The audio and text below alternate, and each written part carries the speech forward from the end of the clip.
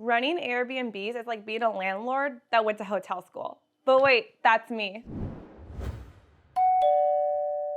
It's kind of crazy that all these hotel terms that I learned going to hotel school, even the fancy one in Switzerland, translates into the Airbnb terms that we use today. Shoulder nights.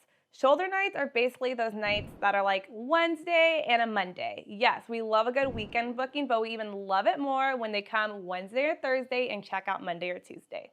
Peak nights. Peak nights are your Friday and Saturday nights, or nights that you have like a huge sporting event or a huge concert in your local city. Every city and region experiences this, and it's a slow season and a high season. For example, here in LA, our January is always the slow season for us because families have spent all their money on the holiday season.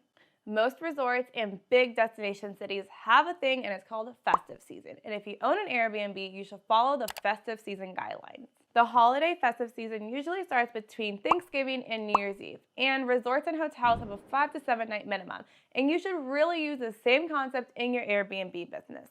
For example, you don't want a family just coming in for Christmas Eve and Christmas Day. You want them to either stay from Christmas Eve all the way to New Year's Day, or you want them to have like a solid 4 to 5 night booking and get those shoulder nights and those peak nights. And the last two terms that I use in my everyday life that I actually hated using back in my college days are the occupancy rate and your average nightly rate. Airbnbs are slowly taking over the hotel industry, so if you have an Airbnb, make sure you know your terms and price accordingly because you don't want to leave any money on the table.